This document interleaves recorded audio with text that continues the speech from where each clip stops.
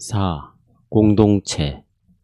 하나님의 말씀 그리고 그 말씀의 증인들을 향한 신학의 자리는 어떤 공허한 공간 안이 아니라 대단히 구체적으로 공동체 안에 위치한다.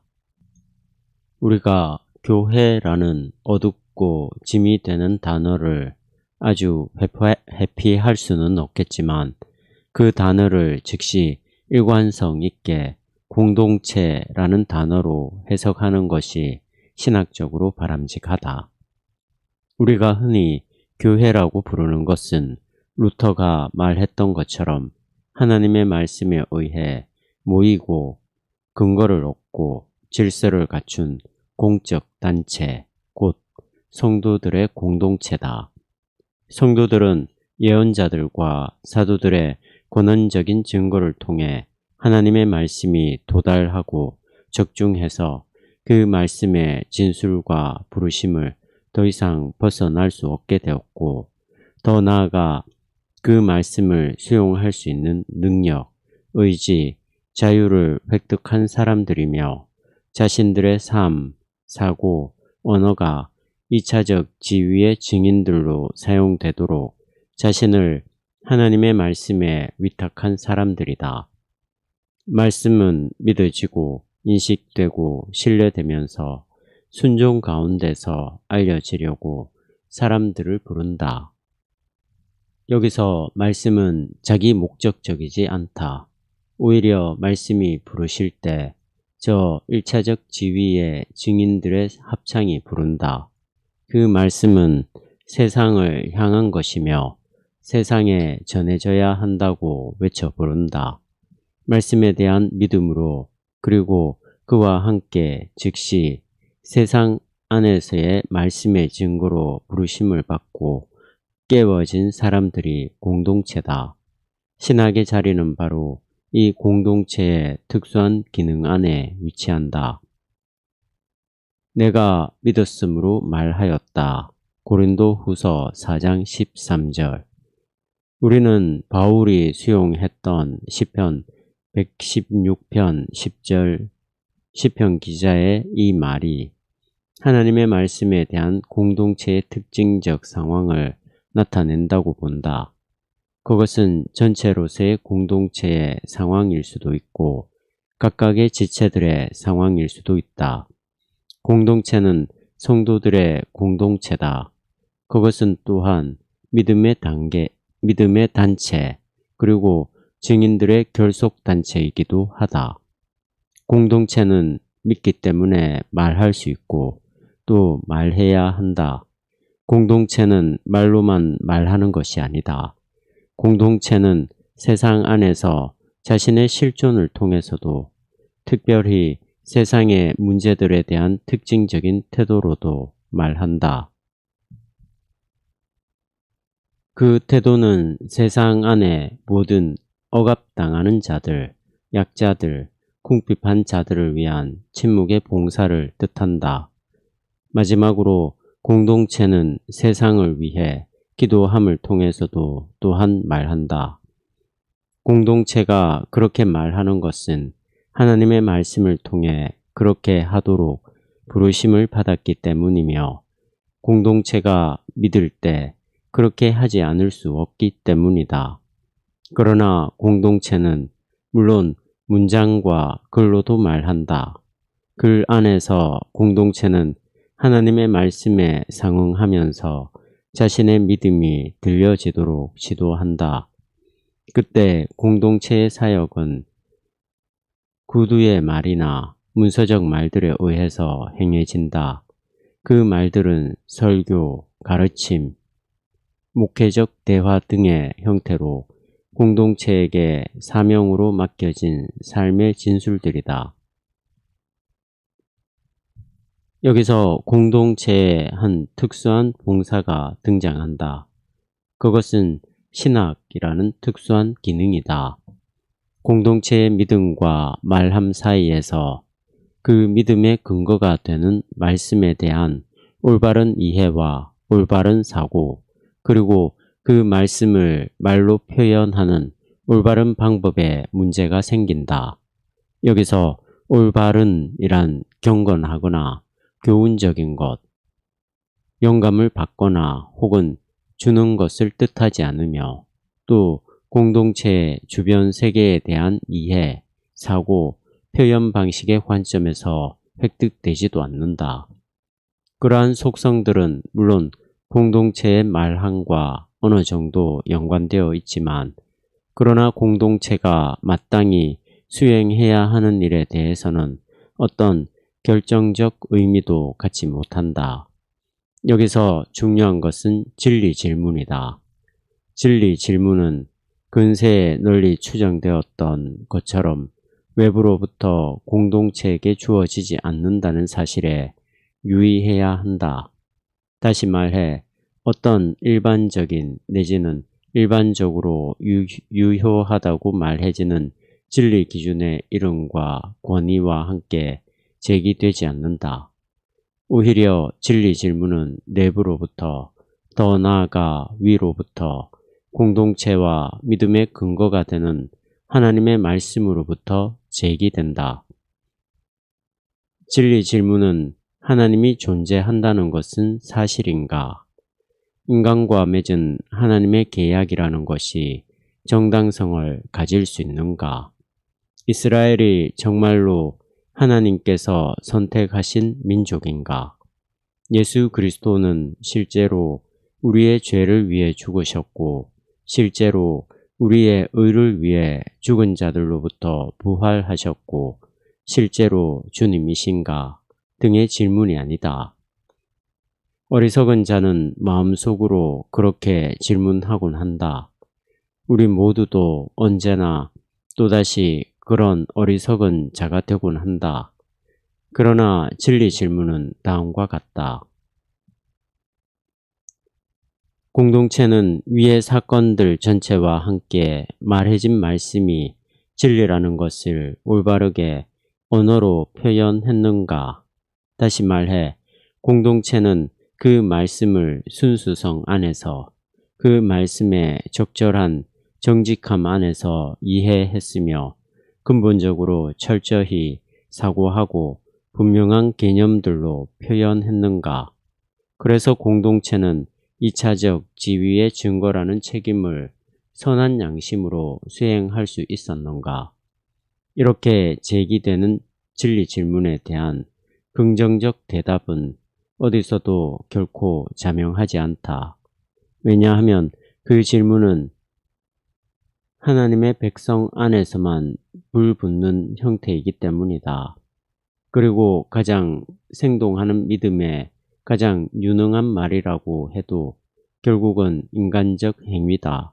즉, 공동체는 하나님의 말씀의 선포, 성서적 증거의 해석, 그리고 자신의 고유한 믿음에 있어서 반쯤 혹은 그 이상 잘못된 이해를 하거나 편향되고 곡해된 사고 혹은 지나치게 과장되거나 우둔한 주장에 빠질 수 있다. 그때 공동체는 세상 안에서의 하나님의 일에 도움이 되기는커녕 방해만 하게 될 것이다. 이런 일이 일어나지 않도록 공동체는 매일 깨어 기도해야 하며 가장 진지한 작업과 함께 자신의 몫을 행해야 한다. 이 작업은 바로 신학적 작업이다.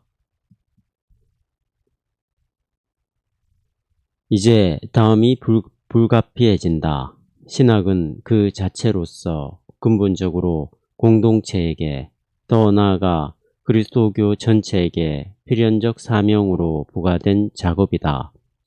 공동체가 참되게 말하는지의 여부는 한편으로 공동체 전체에게 다른 한편으로 공동체 각각의 지체들에게 주어지는 질문이다. 이 질문은 좁은 의미에서 공동체의 진술에만 해당되는 것이 아니라 또한 주변 세계 안에서 진실이든 거짓이든 말하고 있는 공동체의 실존, 주변 세계의 정치적, 사회적, 문화적 문제들에 대한 공동체의 대응 방식, 공동체 내부의 교회법적인 질서, 공동체의 무언의 그러나 실제로는 전혀 침묵하는 것이 아닌 사회적 봉사활동 등에도 해당된다. 그 질문은 각각의 그리스도인들 모두에게도 해당된다. 그들 각자의 삶이 의식적으로나 무의식적으로나 또한 증거라는 점에서 그러하다. 각각의 그리스도인은 증언에 관련해 저 진리 질문의 책임을 지기 때문에 그들 각각은 이미 신학자로 부르심을 받고 있다.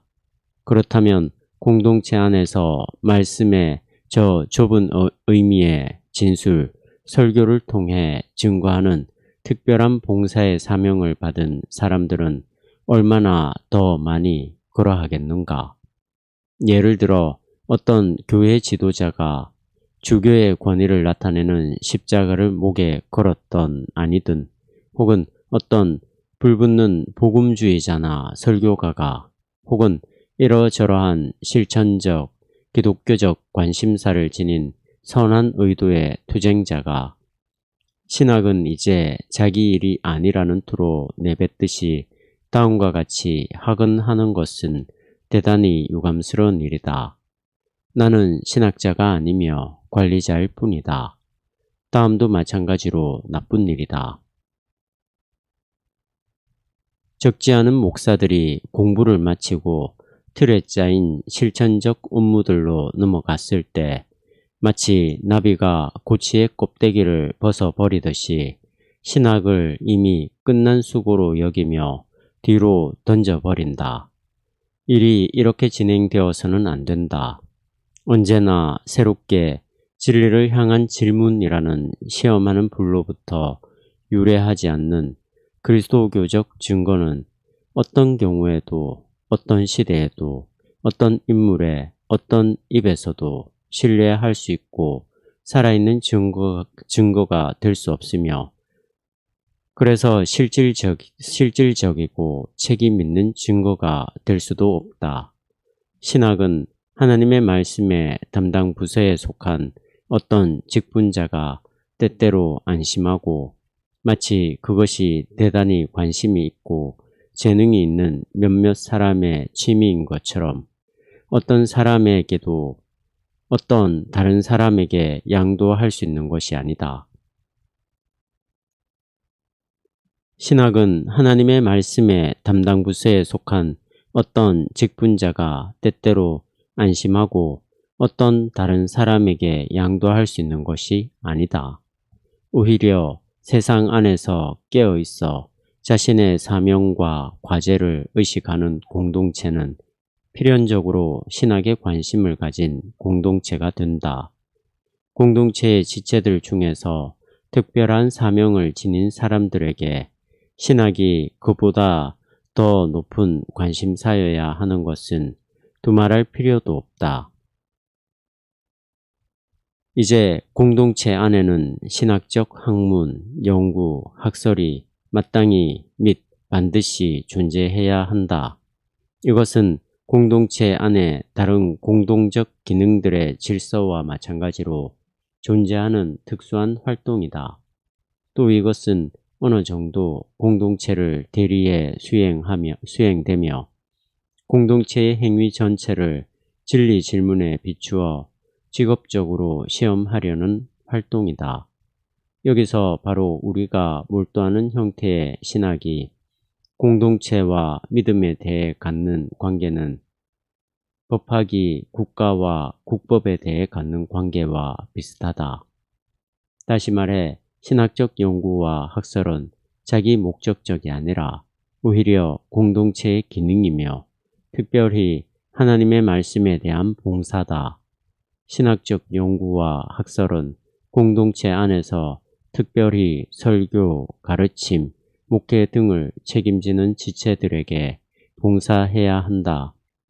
신학적 연구와 학설은 지체들의 인간적인 말이 그 말의 권원, 대상, 내용인 하나님의 말씀과 올바른 관계 안에 있는지에 대해 그들이 언제나 새롭게 심층적으로 스스로 질문하도록 자극하고 인도해야 하며 지체들이 바로 그 진리 질문을 바르게 취급하도록 훈련시켜야 하고 지체들에게 이 문제의 올바른 이해, 사고, 진술을 예시하고 각인시켜야 하며 또 다음을 숙지시켜야 한다. 즉 여기서 자명한 것은 아무것도 없으며 이 문제에 있어서는 기도하면서 작업하는 수밖에 없다.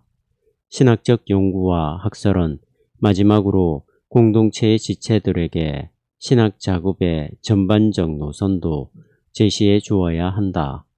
만일 신학이 어떤 높은 신분으로서 하나님, 세계, 인간, 그리고 어떤 다른 것, 예를 들어 역사학적 관심사 등에 몰두하려고 한다면 그 신학은 신학이기를 포기한 셈이 될 것이다. 또 신학이 가장 명확한 의미에서 여기서 불명확함은 시간이 맞지 않는 시계에 비교될 수 있다. 가장 명확한 의미에서 공동체를 위한 신학이려고 하지 않을 때도 마찬가지다. 그런 신학은 공동체와 지체들 그리고 특별히 책임이 있는 지체들에게 그들의 상황과 과제의 심각성을 환기시키지 못할 것이며 그래서 그들이 그 봉사하는 일로부터 자유와 기쁨을 얻도록 도와줄 수 없을 것이다. 신학이 오늘의 공동체에게 그리고 하나님의 말씀에 대한 오늘 그들의 증거, 오늘 그들의 믿음에 봉사해야 한다면 그 신학은 고대와 근세의 전승으로부터 유래해야 한다.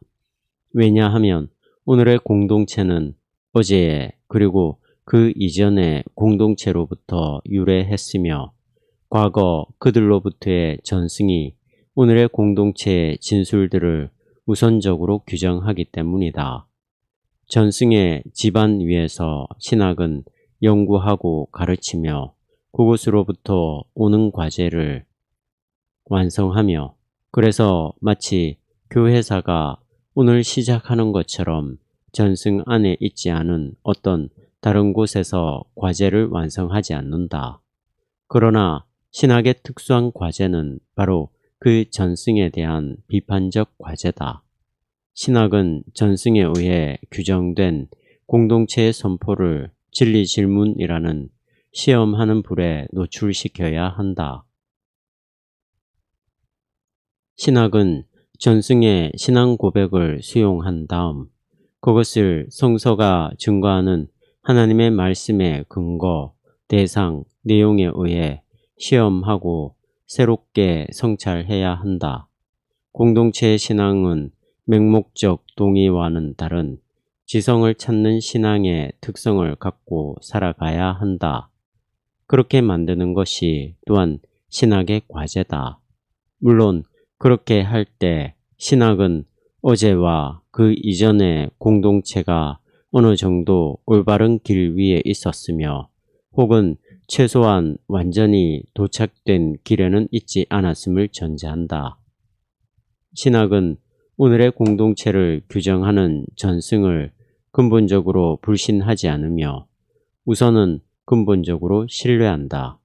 공동체가 자신을 규정하는 전승을 대상으로 질문하고 답변해야 할 때 신학은 공동체에게 독재자처럼 달려드는 것이 아니라 오히려 심사숙고된 도움말을 선사할 수 있어야 한다. 그리고 신학 자체도 어떤 교회적 권위 혹은 그 밖에 교회 중심부로부터 오는 아마도 겁주는 목소리에 의해 방해를 받아서는 안 될 것이며 그럼에도 불구하고 자신의 비판적 과제를 정직하게 수행해야 하며 그 권력자들에게 공동체에서 과거로부터 전승되어 온 진술에 건집하는 숙고 혹은 때로는 개선하는 제안들을 공개적으로 알려주어야 한다. 신학은 오늘의 공동체 그리고 그 조상들과 함께 나는 믿는다를 말한다. 그러나 신학은 이것을 위해 공동체 안의 신학에게는 신학 자체의 구유한 구원을 위한 공간이 주어져야 한다. 그러나 신학은 또한 말한다. 나는 알기 위해 믿는다. 이것은 세 가지 요점에서 중요하다. 1. 지난번 셋째 강의는 하나님의 말씀의 직접적 증인들에 대한 것이었다. 직접적 증인들은 공동체와 공동체적 봉사의 척도가 된다. 그런데 이 강의에는 암묵적으로 다음이 전제되었다. 그것은 누가 그 증인들이며 그 증인들은 어떤 문서들을 성서로 읽고 해석하고 그리고 그들의 규범으로 승인하고 존경했는가 하는 것이 공동체와 신학에게 알려져 있다는 전제였다. 신학이 공동체 안에서의 공동체를 위한 봉사라는 점에서 신학도 또한 그 전승으로부터 유래하며 신학은 이것을 실제로 잘 알고 있다. 신학은 이 문제에 있어서 교회의 모든 신앙 고백들 가운데 가장 중대한 결과를 가져왔던 성서를 계승한다. 성서는 1세기의 공동체가 그들에게 예언자적, 사도적 증거들로 주어졌던 많은 문서들 중에서 최종적 합의에 의해 완성되고 분류된 문서들이다. 이 문서들이 바로 성서라는 사실, 이것을 조상들은 그때로부터 하나님의 말씀의 믿음 안에서 바로 그 말씀의 반사와 반향을 그 문서들 안에서 읽었기 때문에 인식하고 고백했으며 이후 수백 년의 공동체는 그 인식과 고백을 오늘까지 계승했으며 공동체는 그 인식과 고백에 관해 대체적으로 좋은 경험을 해왔다. 바로 이 전승된 정경이 신학이 우선 단순하게 감행하는 작업 가설이다. 그 결정적 이유는 신학은 공동체 안에서 행해지는 공동체를 위한 봉사로서 저 조상들의 믿음의 행위를 함께 수행하지 않을 수 없기 때문이다. 그러나 이제 신학은 알기 위해 믿는다. 신학은 자신의 특수한 봉사를 수행하는 중에 그 당시 및 이후에 정경으로 승인된 모음이 어떤 점에서 참으로 성서인가 하는 것을 통찰하고 이해하려고 한다. 그 문서들을 정경으로 승인했던 전승의 앞선 결정을 신학적으로 수용하려는 결정은 저 문서들의 내용을 인식할 때 내려질 수 있다. 내용의 인식은 저 작업 가설의 실행, 다시 말해 어떤 점에서 하나님의 말씀의 권위적 증거가 신구약 성서의 본문 안에서 실제로 인지될 수 있는지를 본문에 질문하는 것을 뜻한다. 그러므로 성서적 전승을 신학이 수용하는 결정은 그 질문 안에서 그리고 그 질문에 이어지는 본문들의 연구, 즉 본문의 이해에 불가피한 해석학적 순환의 길 안에서 내려져야 한다. 신학의 결정은 본문들의 권위 자체가 스스로 말하는 사건을 선치하는 것이 아니라 오히려 기대하면서 내려져야 한다. 그 사건을 바라보면서 신학은 물론 한 걸음씩 여러 갈래로 부분적으로는 확실하지만 또한 여전히 어둠 속을 더듬으면서 그러나 어떻든 전체를 이루는 부분들 안에서 다음을 알게 된다. 하나님의 말씀에 대한 권위적 증거를 다른 어떤 곳이 아닌 바로 전승된 정경 안에서 바로 여기서 공개적으로 진지하게 질문하는 것은 타당한 일이라는 것을. 2. 공동체의 생각과 말은 여러 갈래로 뒤얽힌 길고 혼란한 역사를 뒤에 두고 있다. 공동체가 신구약 성서의 목소리 그리고 그것이 증거하는 하나님의 말씀을 항상 정직하고 정확하게 주목했던 것은 아니었다. 공동체가 온갖 종류의 낯선 목소리에 때로는 거의 전적으로 이끌리는 유혹을 언제나 물리쳤던 것은 아니었다. 그러한 유혹을 거부하고 새롭게 권원으로 되돌아왔던 문서들이 공동체의 교리들, 신조들, 신앙 고백들이었다. 이것들은 온갖 불신앙, 미신, 잘못된 믿음들과 정면 대립했다. 만일 공동체가 그러한 투쟁의 문서들의 전승을 진지하게 수용하지 않는다면 다만 오늘의 진리 질문에 집착해서 그 전승을 주목하고 존경하고 배우려고 하지 않는다면 신학은 더 이상 공동체를 위해 봉사하지 않는 셈이 될 것이다. 그런 일은 위대한 일치라는 그리스도교적 증거의 암흑시대에 교부들이 이것은 올바르다고 정의한 뒤 선포하고 저것은 올바르지 않다고 파문시켰을 때 종종 일어났다. 그러는 중에도 신학은 이미 자신의 시대에 대해 더 나아가 깊은 의미에서 모든 시대에 대해 바른 결정을 내렸던 과거 믿음의 문서들의 지혜와 결단력에 깜짝 놀라게 되는 기회를 자주 가질 수 있었다. 그러나 그 문서들조차도 이해하기는 쉽지 않았고 쉬운 이해가 기대될 수도 없었다. 나는 믿는다. 맞다. 그러나 나는 이해하기 위해 믿는다. 신학은 앞선 시대 교회의 어떤 교의도 어떤 고백문도 검증하지 않고서는 다시 말해 성서와 하나님의 말씀에 비추어 권원적으로 측정하지 않고서는 수용할 수 없고 또 수용해서는 안 된다. 그와 같이 진지하게 진리를 질문하는 신학은 어떤 축조된 신조들을 예를 들어 그것이 오래되고 널리 알려져 있고 유명하다고 해서 모든 상황에 적용하려고 해서는 안 되며 소위 전승에 충실하다는 어떤 완고한 정통주의의 명성을 추구해서도 안 된다. 그와 같은 정통주의보다 더 나쁜 이단은 없다. 개신교 신학은 오직 한 가지의 충실함만 알고 행사한다.